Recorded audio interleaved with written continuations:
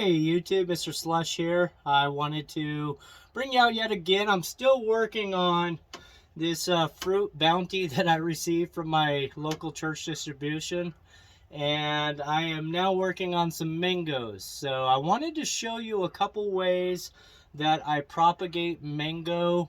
I'll do it both in the plastic baggy technique that works pretty well, especially right now where it's getting just a little cold at night.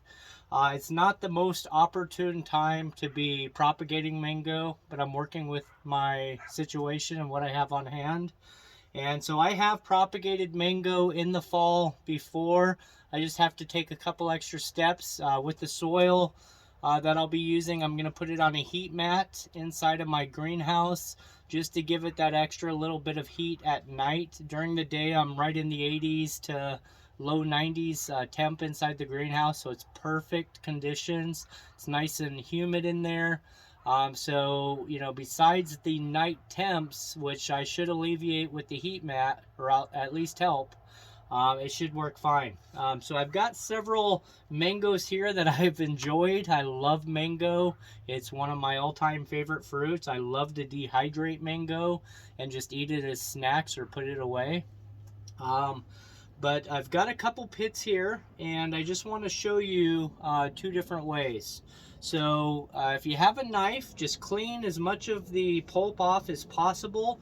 You take the knife and you just essentially cut into the pit, and you're just going to take off just a small section so that you can get your fingers or a knife or something in there to pull the outer hard shell off the actual seed itself.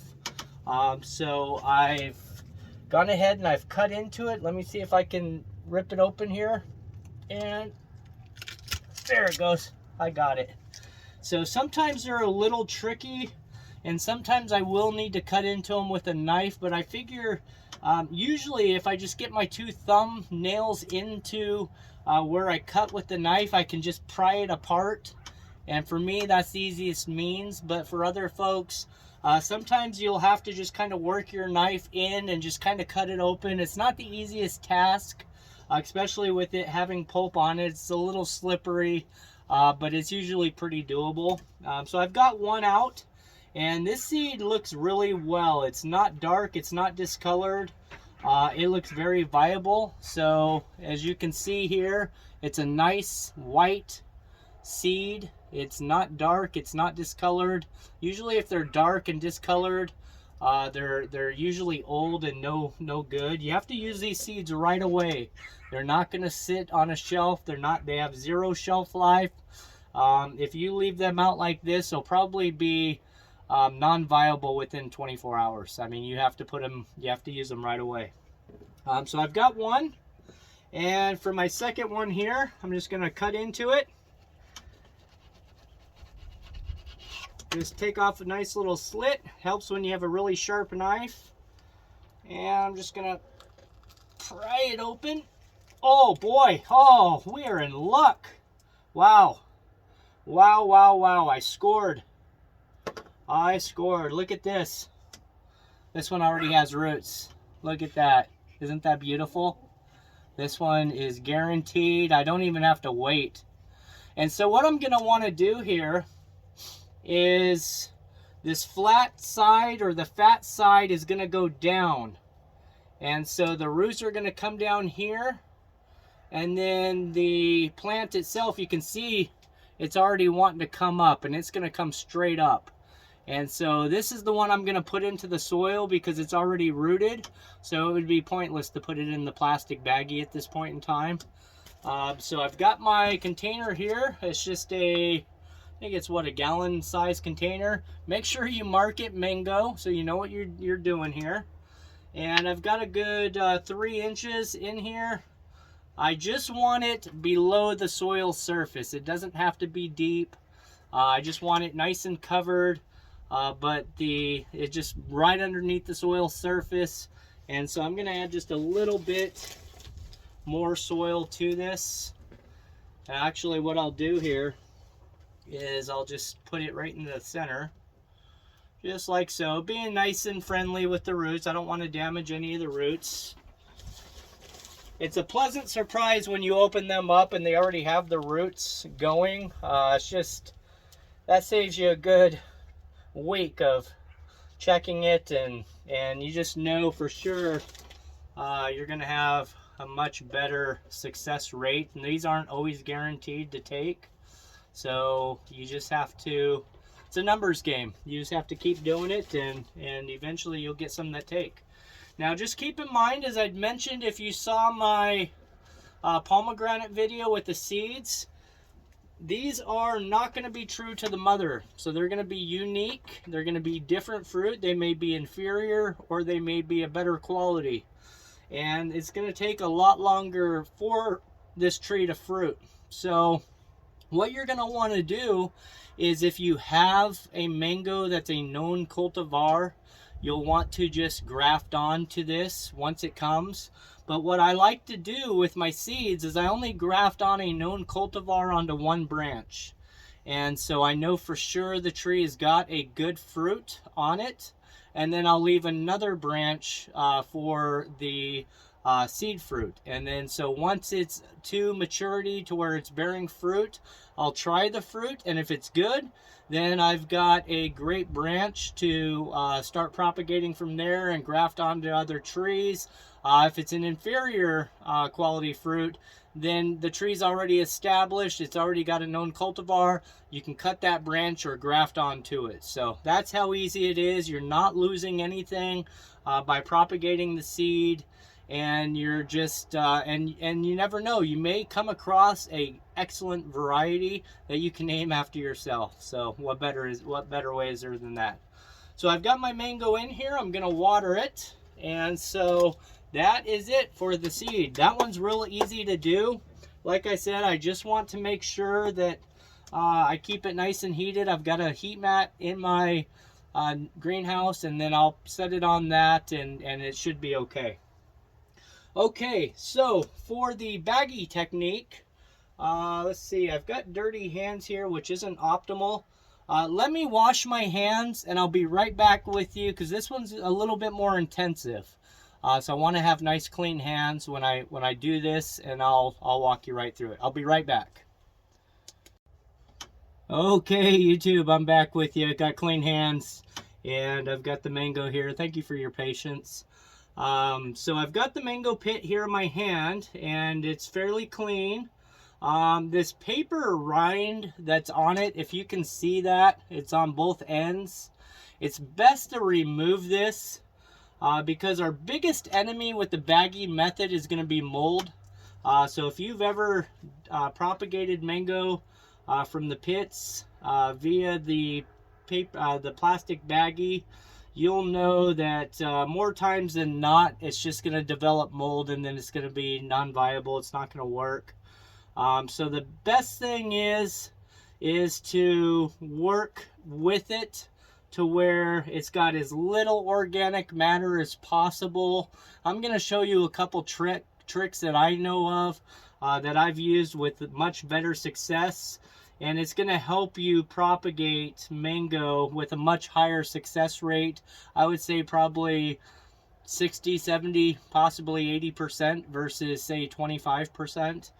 So it's going to significantly increase your chances of propagating mango with just a few little variations to the most common method. So I'm just working on this paper here. It's not being as cooperative as I would hope. I'm just gonna clean my grafting knife here. I really should have a little bit of rubbing alcohol on it, but it's okay. I've got, if you can see over here, I've got some hydrogen peroxide with water. So that's one of my tricks. And so I'm just gonna take my little grafting knife and try to scrape some of this off here as much as possible. It doesn't have to be perfect, but if you can get the majority of this off, it's really gonna help out and hopefully reduce the risk of mold forming.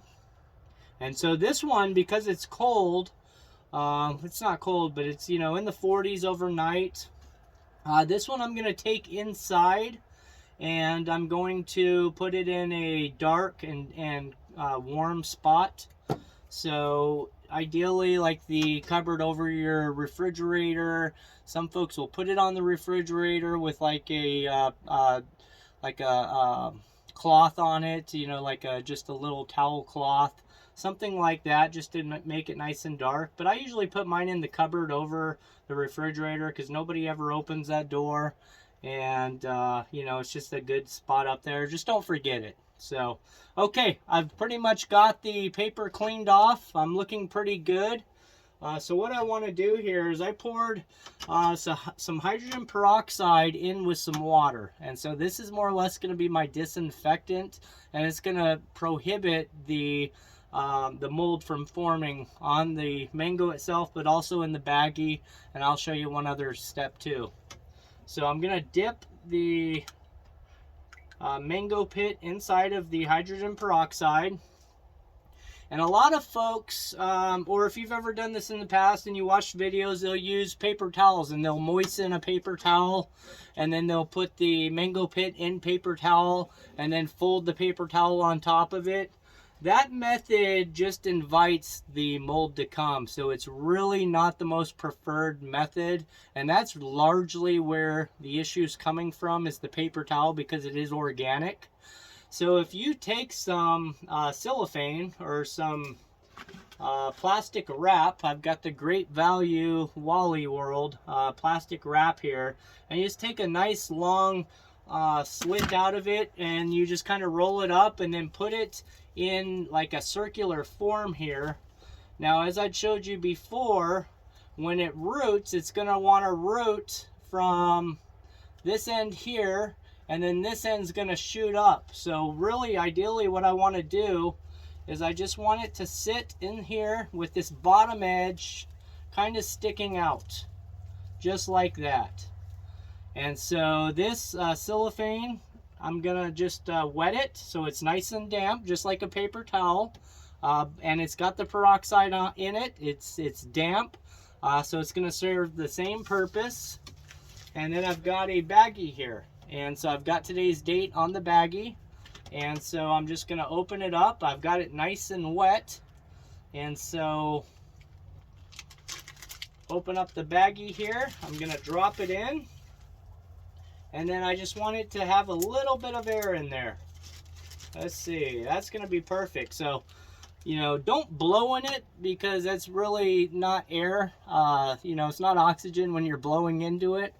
So just kind of, you know, do it gingerly, and you can capture some oxygen inside of the bag. And then you fold it over, and you've got a perfectly sealed mango pit in saran wrap, and it's moist in there, so it's going to be 100% humidity. And just put it in a dark, warm area inside your house, and it's going to be good. So just check it within, you know, 3 or 4 days. If nothing, check it, you know, in another 3 or 4 days or a week, or just don't forget about it. I forgot about them in times past, and you come back and yeah, you missed your opportunity. So it's that simple. It really is that simple. So this is the baggie method. I showed you the soil method. We got lucky with the roots on that one, so that's a score. I've probably got, as you can see here on the table, I've got more pits. I'll go ahead and continue to do. I want to do a couple more of these. Like I said, it's a numbers game. So this one may not take, but if I do 2 or 3 of them, one will take, or 2. Sometimes you get lucky and they all take. And then with the soil method, I'll continue to do that. I've probably got about 20 mangoes out there, so I can do this all day long. So I surely appreciate you stopping by. Thank you for watching the video. If you found anything informative, I would surely appreciate a like and a share and a subscribe. And I hope Father and Son, Lord Jesus Christ, bless you today. Have a great day. Take care. Bye-bye.